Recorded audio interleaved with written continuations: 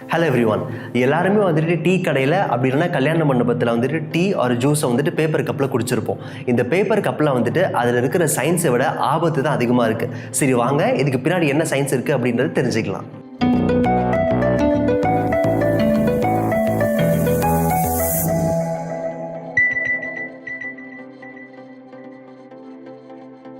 பொதுவாகவே நம்ம எல்லா கப்பையும் பார்த்தோம் அப்படின்னா அது வந்து ஒரு ஸ்பெரிக்கல் ஷேப்பில் தான் இருக்கும். ஸ்கொயர், ரெக்டாங்கிள், ட்ரையாங்கிள் இந்த மாதிரி ஷேப்பில் வந்து பார்த்துருக்க மாட்டோம். அதுக்கான காரணம், இப்போ ஃபார் எக்ஸாம்பிள் ஒரு ஸ்கொயர் ஷேப்பில் இருக்கிற ஒரு கப்பில் வந்து நான் சுடு தண்ணி ஊற்றுறேன் அப்படின்னா அந்த சுடு தண்ணி வந்துட்டு அந்த ஸ்கொயருடைய 4 கார்னர்ஸ்லேயும் வந்துட்டு அதிகமான டென்ஷனை வந்து கிரியேட் பண்ணும்.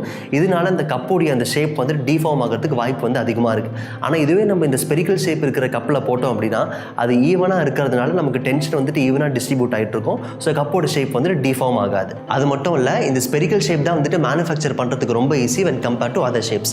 அடுத்தபடியாக பார்த்தோம் அப்படின்னா இந்த கிளாஸ்லாம் வந்துட்டு மேலே பெரிய வட்டமாகவும் கீழே வர வர அந்த ஷேப் வந்து குறுகலாகவும் இருக்கும். அதுக்கான காரணம், இப்போ நான் ஒரு சூடான ஒரு பொருளை நான் அந்த கப்பில் ஊற்றி குடிக்கிறேன் அப்படின்னா மேலே வந்துட்டு பெருசாக இருக்கும். அப்படின்னா அதோட சர்ஃபேஸ் ஏரியா வந்து அதிகமாக இருக்குது. இப்போ நான் ஊதி குடிக்கிறேன் அப்படின்னா அது சீக்கிரமாக வந்துட்டு எனக்கு குளிர்ந்துடும். அப்போ என்னால் வந்து குடிக்க முடியும். இப்போ கீழே வர வர ஏன் குறுகலாக இருக்குது அப்படின்னா அது மேலே மட்டும்தான் வந்துட்டு ஜில்லுன்னு ஆகிருக்கும், உள்ளே வந்துட்டு அந்த ஹீட் அப்படியே ரீட்டைன் ஆகிட்டு இருக்கும். ஸோ தட் எனக்கு நான் சூடாக குடிக்கிறேன் இந்த ஃபீலிங் வந்துட்டு எனக்கு கொடுக்கும். இதுக்காக தான் மேலே பெருசாகவும் கீழே வந்து சின்னதாகவும் வச்சிருக்காங்க. பேப்பர் கப்புக்கு கீழெல்லாம் பார்த்தோம் அப்படின்னா சின்னதாக ஒரு வளைய மாதிரி ஒரு பிரிம் வந்து கொடுத்துருப்பாங்க.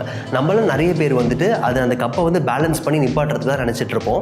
ஆனால் அது எதுக்காக கொடுத்துருக்காங்கன்னா ஒரு பொருள் மேலே இருக்கக்கூடிய தெர்மல் கண்டக்டிவிட்டியை குறைக்கிறதுக்காக தான். உதாரணத்துக்கு ஒரு கிளாஸ் ஃபுல்லாக டீ இருக்குன்னு வச்சுப்போம். அந்த டீ நம்ம இப்படி பிடிச்சும் குடிக்கலாம், இல்லை நம்ம கையில் இந்த மாதிரி வச்சும் குடிக்கலாம். ஸோ இந்த மாதிரி வச்சு குடிக்கிறப்ப நம்ம கையில் வந்துட்டு அந்த தெர்மல் கண்டக்டிவிட்டி இருக்கக்கூடாதுன்றதுக்காக தான் வந்து சுற்றி பிரிம் கொடுத்துருக்காங்க. ஒரு A4 ஷீட்டில் ஒரு கப் மாதிரி செஞ்சு அந்த கப்பில் தண்ணி ஊற்றுறோம் அப்படின்னா கொஞ்ச நேரத்தில் அந்த A4 ஷீட் வந்து ஊறிடும்.